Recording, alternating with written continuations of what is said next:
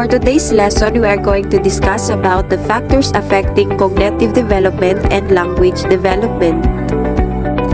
As expected, at the end of this lesson, you will be able to find out the significance of cognitive development and language development. You will be able to identify the different factors affecting cognitive development and language development. You will be able to share knowledge and understanding about the factors affecting both cognitive and language development. At this time, what is cognitive development? Cognitive development is the construction through processes including remembering, problem solving, and decision making from childhood through adolescent to adult. It also refers to how person perceive things and gain understanding of world through the interaction of genetic and learned factors. Cognitive development is one of the most essential aspects of growth in a child. It encompasses both mental and emotional growth. There are many factors that determine the process of cognitive development.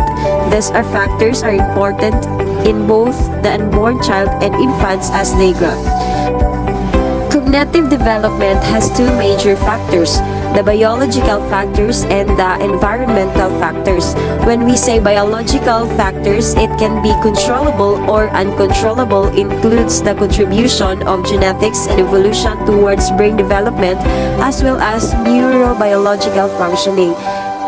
The biological factors has 6 main factors. These are sense organs, intelligence, heredity, nutritional factors, sensory organs, and maturation. And the environmental factors, there are 5 main factors. First, learning opportunities, economic status, external stimuli, family and society, and the last one is play. Let's proceed to the 6 main factors. First, we have sense organs. Sense organs are important because they receive stimuli from the environment. Their proper development helps in receiving correct stimuli and correct concepts are formed. The next one is the intelligence. Intelligence, it has been seen that cognitive development of intelligent children is better. Children with low intelligence quotients are not able to receive stimuli from the environment properly. Thus, their cognitive development lags behind. Intelligence affects all mental capacities. The third one is the heredity. Cognitive development is also influenced by the heredity traits one gets from the parents. Their development is similar to their parents' cognitive development. The fourth one is nutritional factors. According to research, women who do not consume enough amounts of protein during their pregnancies ruin their children's chances of cognitive development. This is because proteins play an important role in the development of the brain. In addition to this, scientists have also proven that there are high nutritional benefits from breast milk. In fact, children who are breastfed for the first 6 months of their lives are brighter and develop cognitive sense faster than those who not breastfed. The fifth one is the sensory organs. Sensory organs are important in cognitive development. They enable children to recognize things and people around them more easily. Children with disabilities in sensory organs develop cognitive abilities more slowly as compared to those who are normal. So, general health care can also determine a piece of within a person develops cognitive elements. The last one is the maturation. As the child gets matured, they get more interactive with their environment. For good cognitive development, interaction with environment is very necessary, which the child does it with the help of the mental and the motor maturation. Next, we have environmental factors. Environmental factors, the external influence that affect cognitive development, is mostly controllable. They include learning opportunities.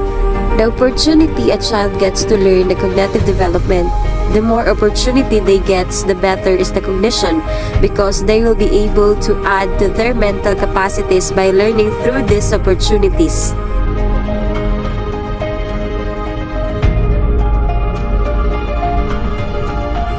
The second one is the economic status.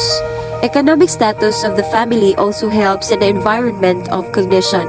Children from better economic status get more opportunities and better training, and it helps in cognitive development. The third one is external stimuli. External stimuli such as books and learning toys are important in the developing cognitive abilities. Experts recommended that children be exposed to the books at an early age and little amounts of television, as the tends reduce cognitive development. The fourth one is the family and society. Children who interact frequently with their people tend to become brighter and gain confidence as compared to those who relate with less people. It is important for children to interact with others, and this helps them to build their language and speaking skills. They are also likely to read, which makes them learn faster. The last one is play. Although many people take it for granted, play is an essential aspect to cognitive development. Scientists recommended that children be exposed to toys that help build their cognitive abilities, such as abilities to recognize numbers and letters. The next topic is all about the factors affecting language development. But first, what is language? Language is the human ability to acquire and use complex system of communication. Particularly, language like English is a specific example of such a system. The scientific study of language is called linguistic. Linguistic experts say that although every child does not reach the same milestone language development at the same, natural human progression is main factors in language development. In language development, there are main factors that affect language development. These are social, educational, and biological. What is social? Social, a child language development directly depends on the social interaction with its parents, siblings, peers, and caretakers.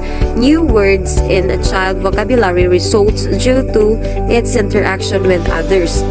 However, socioeconomic conditions also affect language development, because it has been found that children from a poor socioeconomic background speak much lesser number of words than the children of the same age from professional families. The second one is the educational. Educational environment significantly affects the child language, and through development language development is boosted by connect exposure to reading and listening to correct language being spoken. Attending schools exposes the child to a variety of learning experiences. The third one is the biological.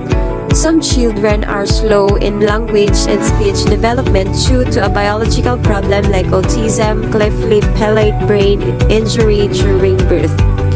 Such children may not be able to use words coherently or have difficulty in communicating with others or forming a relationship with other people or using abstract concept and language.